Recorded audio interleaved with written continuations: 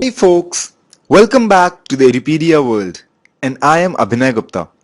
And today again, we are continuing with the chapter Audit and Auditor, right? So guys, we have come to an end of this chapter. We have already covered a lot of sections in this chapter, right?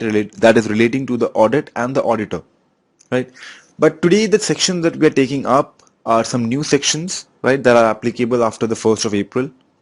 Right. So the first section that we take over today for this lecture would be section 144 from the Companies Act 2013, which deals with auditor not to render certain services. So if you, chartered accountant, firm, practice, separate, right? If you have been appointed as an auditor in a company, right, then you have to make sure that there are certain specified services that you don't provide, right? Now, why? Why shouldn't we provide those services? We'll see when we discuss each of the services. We'll not go into very detail of it, right? What you need to understand are yes, these are the certain number of services that you cannot take ahead, right?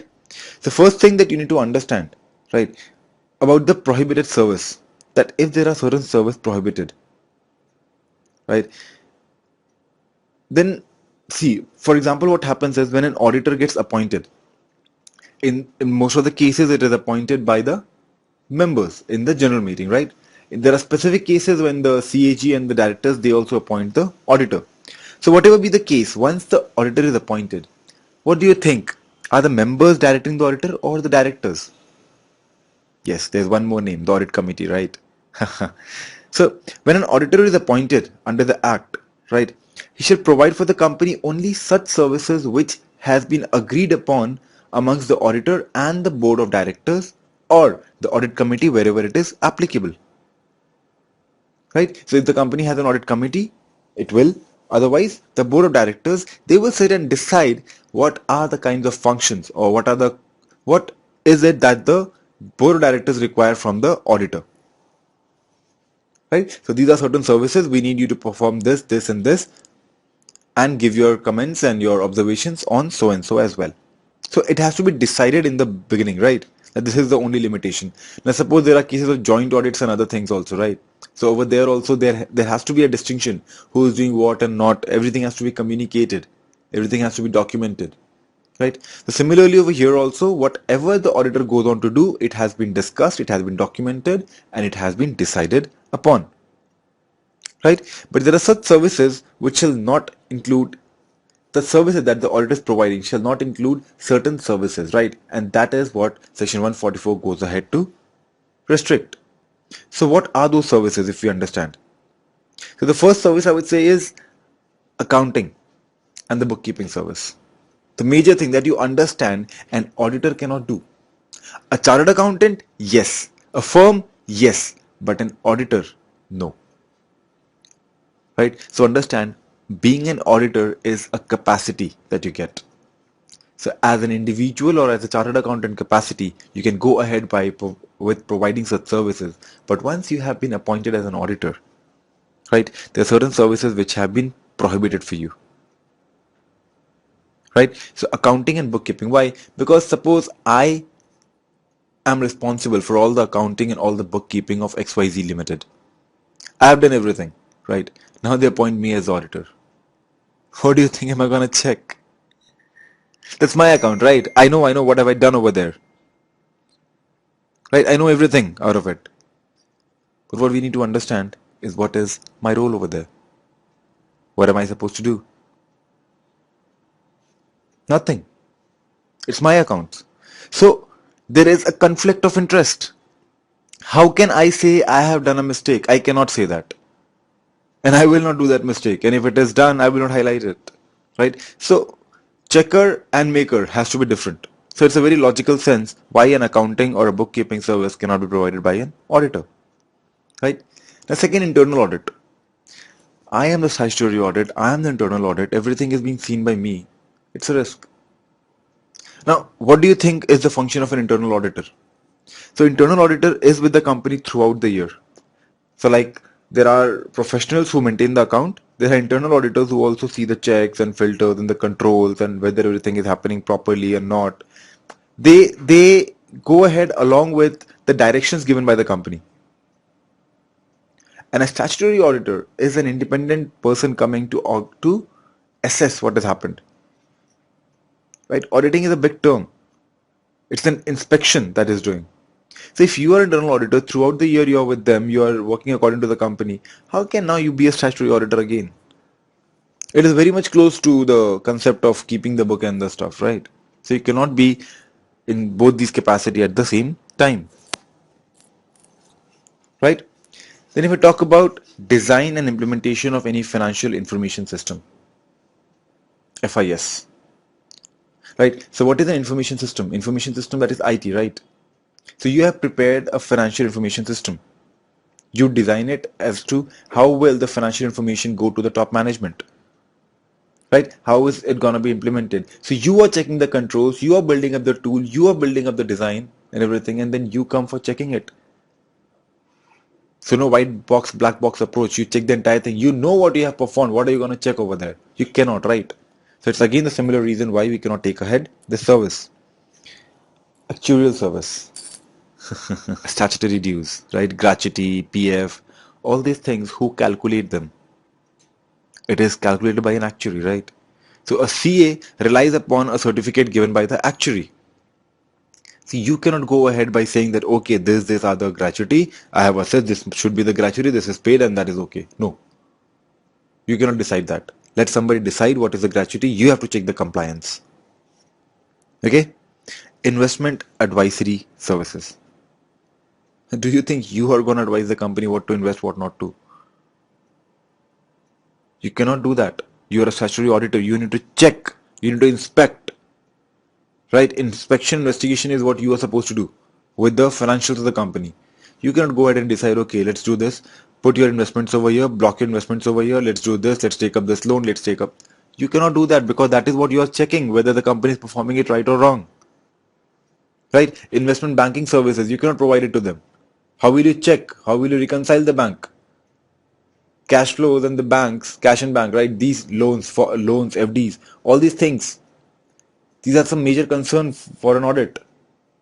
Then how can you be an investment banker for them? You cannot, right? Rendering of outsourced financial service. It's again the financial service. Cannot give it. Management service. Can you manage? Because they're checking the management. You are checking the controls of the management, the internal control of the management, right? So how can you be the management? I manage and I check myself. Possible? No.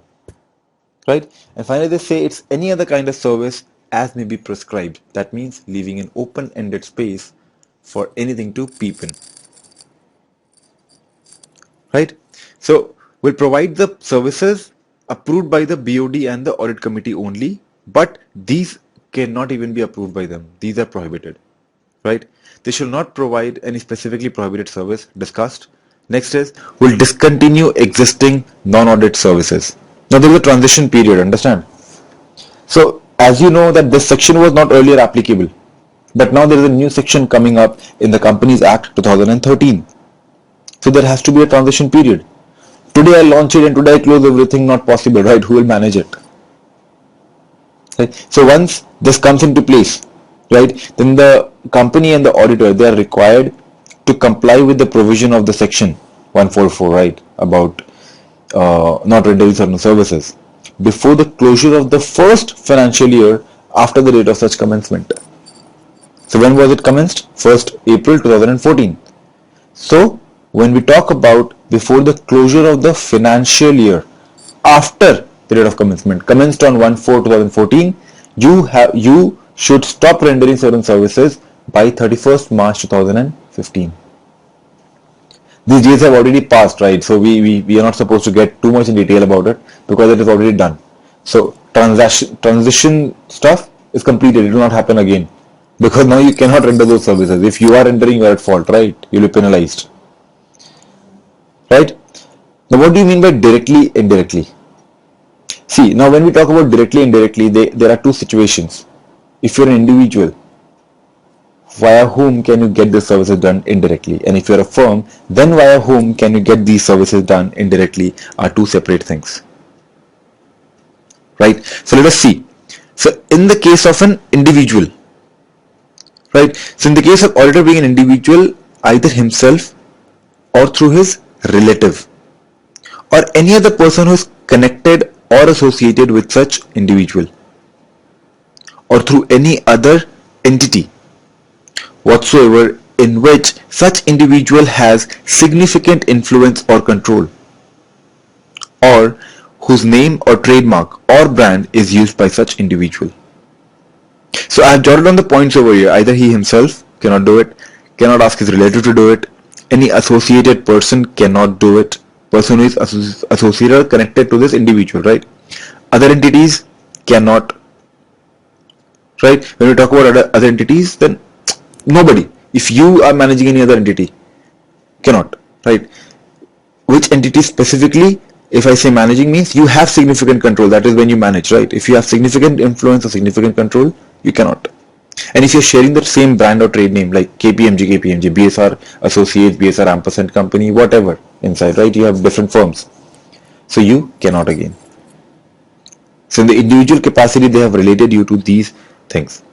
You, your relative, any associated person, entity where you have control, and the same trademark brand name things, right? So that the statement that I said initially is exactly the words of the law, Bare Act, that in case of auditor being an individual, either himself or through his relative or any other person connected or associated with such individual, or through any other entity whatsoever in which such individual has significant influence or control, or whose name or trademark or brand is used by such individual. Got it? When we talk about such individual, that individual is the auditor himself. Okay? Next, if we talk about firm. So firm itself, so its partners who are the partner in the same firm. Then the parent company, parent firm, or the subsidiary firm, any other entity where they have significant control, or where they use the common brand or trade name. So in the individual case, when I took the example of KPMG, it was a wrong example, right? That example will actually suit well in the case of a firm. So again, if I go ahead to narrate the entire Bare Act for you, it is that in the case of an auditor being a firm, either itself or through any other partners, or through its parent, subsidiary or associate entity, or through any other entity whatsoever in which the firm or any partner of the firm has significant influence or control, or whose name or trademark or brand name is used by the firm or any of the partners. So only thing you need to remember, that in the case of individual, when we are connecting them only to that individual. But in the case of a firm, when we are connecting them not only with the firm but also with any of the partners of the firm. Getting it? Things clear? Right? So that is about this section. You know the transaction period, you know all of these. The next section that we pick up today itself is section 145. Auditor to sign the audit report. Right? Even this is a new section 145 of the Companies Act of 2013. Right? Again, this came into force on the 1st of April 2014. So only auditor can sign the report and other documents. Right? So when we say auditor, means the person who has been appointed as the auditor of the company, right? So that auditor is authorized to sign the reports or sign or certify any other document of the company which are in accordance with the section 2 of section 141,